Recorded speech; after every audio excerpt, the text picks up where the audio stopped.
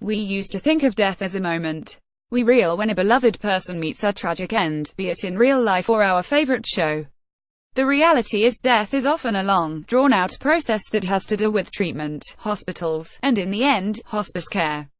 Of course, it can strike suddenly too and without warning. But medical science has progressed to the point where we aren't thinking of death so much as a moment anymore, but a process.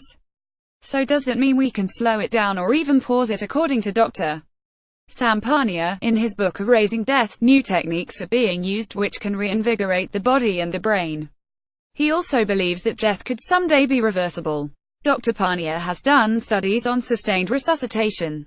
He says some patients can be brought back merely with CPR, hours after their heart stopped beating, without any permanent damage to the brain.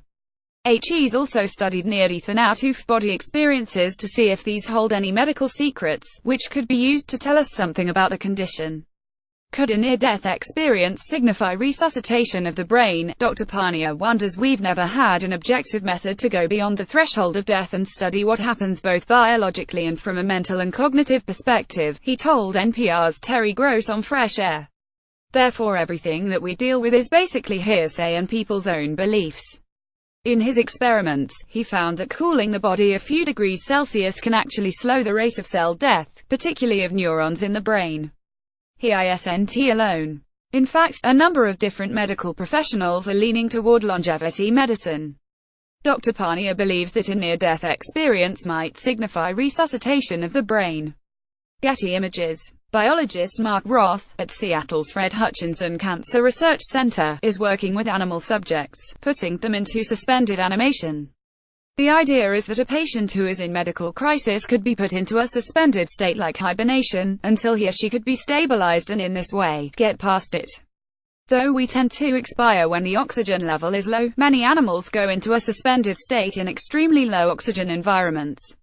In the lab, one must enter into such an environment quickly. Roth is currently working with nematodes, a kind of roundworm, and expects to eventually work up to humans. A vegetative state is another aspect of what we consider the gray zone between life and death. Medically, this is when sufficient damage to the brain has occurred, where the person isn't aware of and can't respond to their surroundings. They may breathe, have a heartbeat, move their eyes, even show reflexes, but they can't respond to stimuli or interact with the world. The brain stem is operating normally, but other parts of the brain may be damaged or inoperable. Most patients who enter such a state never leave it. Now a curious case is shaking up how we consider this condition. A 35-year-old man woke up after being in a vegetative state for 15 years. In this study, recently published in the journal Current Biology, French researchers found a way to restore some consciousness to a patient, a feat considered impossible previously. It was thought that patients in this state for a year or longer couldn't be revived. Brain scans of a patient roused from a vegetative state through vagal nerve stimulation. Current Biology. Angela Sirigu was the lead researcher. She and colleagues, at the AVI Institute des Sciences Cognitives Marc Generard, in Lyon, accomplished this by stimulating the vagus nerve, one of the longest running in the body. It goes from the brain stem all the way to the gut and connects to most of the major organs along the way, unlike in the movies, where a patient miraculously shoots out of bed after years of being bedridden and unresponsive. Sirigu and colleagues say this was a gradual process. Researchers ran different tests to gauge his awareness. The man's eyes widened when someone approached him suddenly, seeing the person as a threat. He was able to stay awake for longer periods when someone read him a book. He could also follow objects with his eyes or turn his head when asked to. This and brain imaging evidence suggests their technique is reaping results. Vagal nerve stimulation is already being used to treat depression, epilepsy, and other disorders.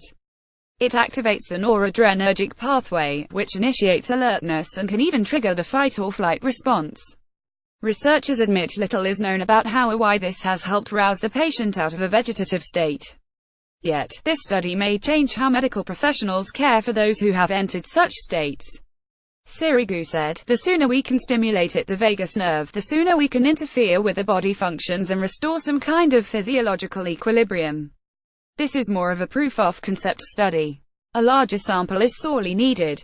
Sirigu says she and colleagues are putting together a larger follow-up presently. This is just the beginning. What's more, press sensationalism aside, the patient was brought from a vegetative to a minimally conscious state, which isn't exactly a full recovery. Even if these results can be repeated with other such cases, more studies will be needed to uncover exactly how the technique reaps results. We're still a long way away from the day when medical science is able to take the next step and fully restore a patient. But that day is likely to come. To learn more about the gray areas between life and death, click here.